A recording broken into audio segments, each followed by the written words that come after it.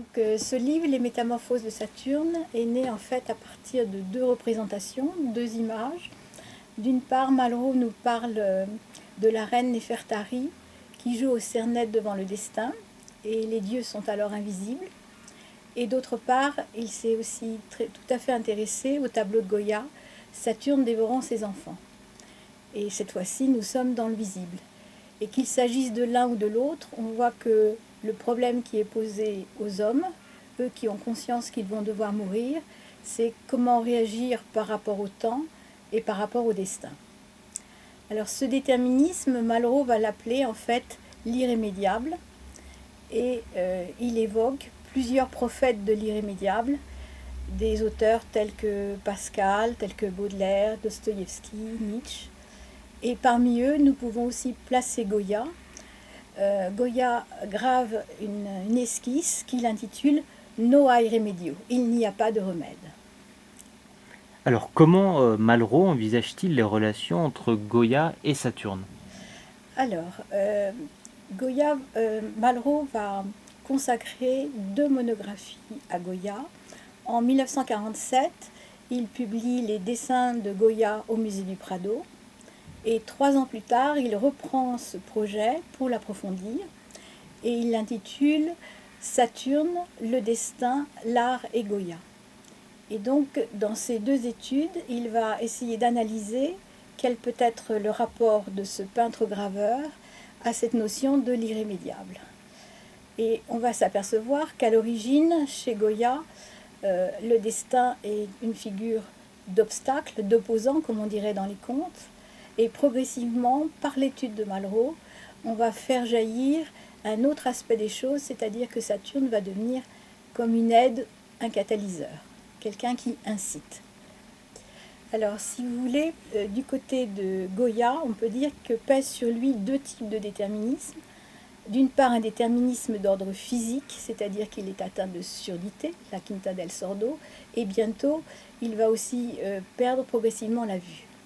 Et ce drame est d'autant plus prégnant que Goya a le sentiment qu'il est partiellement coupable de ce mal qui proviendrait indirectement de la syphilis.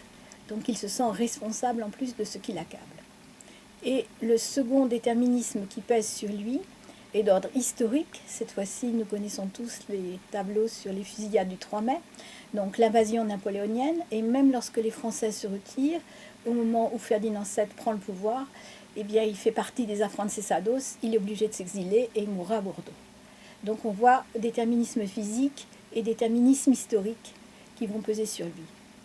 Or, Goya, qui était un peintre de cour très réputé, va brusquement changer.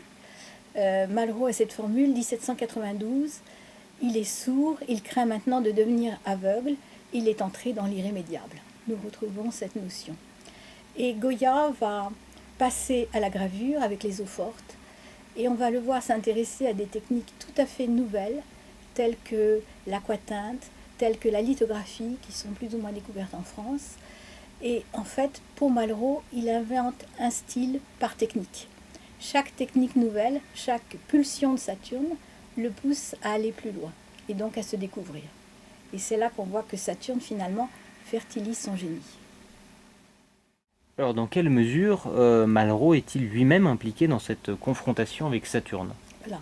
Alors on peut se douter que si Malraux a consacré déjà 2 monographies à Goya sur Saturne, c'est que lui-même est concerné et au plus haut point. Alors on pourrait déceler de sa part en fait 3 attitudes fondamentales. La première serait de l'ordre du reniement. J'ai d'abord appelé ce livre Le reniement de Saturne, c'est-à-dire un non franc et massif. Malraux est quelqu'un qui admire les gens qui disent non, les Antigone, les De Gaulle, et lui aussi va dire quelque part non à Saturne. Alors comment? D'une part, dans ses romans, par ses héros fictifs, le portrait de l'aventurier par exemple, des gens comme Garine, comme Perken, comme Féral, tous ces gens-là sont des ambitieux et ils vont vouloir montrer leur pouvoir, laisser des traces, comme ils disent, sur le monde. On a un cas tout à fait intéressant qui est celui du colonel Lawrence, auquel il consacre Le démon de l'absolu, parce que celui-ci est double. Il est aventurier, mais il est aussi écrivain, et il fait partie de la réalité et non plus de la fiction. Mais quels que soient tous ces personnages, en fait, leurs empires s'effondrent. y compris les hommes de l'histoire pour lesquels Malraux a une grande admiration. Tous ces hommes de l'histoire, Alexandre Ier, le grand conquérant, au fond, au bout de quelques siècles, que reste-t-il? Pas grand-chose. Donc ce nom, on le voit, est important, mais il n'est pas fondateur.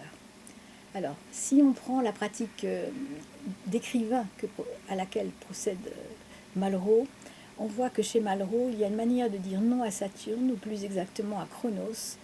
La plupart de ses ouvrages, ses manuscrits le prouvent, sont antichronologiques. C'est quelqu'un qui bouleverse sans arrêt le temps, qui le prend à rebours, qui l'oublie, qui s'en moque.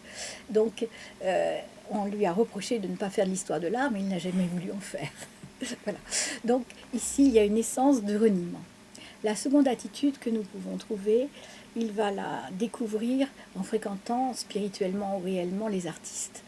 Alors, si l'on considère des artistes tels que Frans Hals, tels que Rembrandt, tels que Titien, ce sont des gens qui sont menés à leur apogée et qui, au fond, au bout de 60 ans, arrêtent et mettent en cause directement leur art propre, en renonçant à ce qu'ils ont trouvé. Et dans les 10-20 dernières années qui leur restent, inventent un nouvel art. Malraux avait estimé consacrer une exposition qu'il n'a jamais faite à ceux qu'il appelle les vieux maîtres. Et là, on s'aperçoit qu'au fond, tous ces gens-là ont voulu, comme il dit, aller plus loin. Et parmi eux, bien sûr, nous avons Picasso avec la tête d'obsidienne, qui se fait littéralement dévorer par la peinture. C'est-à-dire que Saturne se met à habiter ces êtres et ils deviennent eux-mêmes leur propre Saturne. Ils se dévorent, ils dévorent qui ils ont été. Donc ça, c'est métaphoriquement assez beau. Et une dernière attitude que j'aimerais signaler, c'est celle que Malraux découvre en tant qu'esthéticien. C'est-à-dire que dans ses ouvrages sur l'art, tels que Les Voix du silence, La métamorphose de Dieu, il va comme détrôner métaphoriquement Saturne. C'est-à-dire que lui, il va une fois de plus prendre le temps à rebours. C'est-à-dire qu'il va partir du cubisme ou de Cézanne pour aller chez El Greco. Et on pourrait dire que Malraux n'est plus du tout un prophète de l'irrémédiable, il deviendrait plutôt un prophète de la métamorphose. C'est-à-dire que dans Greco, il voit toutes les perspectives d'avenir qui vont s'éclore. Qu'a permis ce détour par le mythe? Alors si vous voulez, le mythe nous met directement en lien avec l'imaginaire. Malraux définissait l'imaginaire comme un domaine des formes. Il est évident ici qu'il puise dans tout l'imaginaire humain et qu'à chaque fois, il est possible de se réinventer. Et je terminerai ce petit entretien en disant que ce serait bien que chacun invente ses propres métamorphoses de Saturne.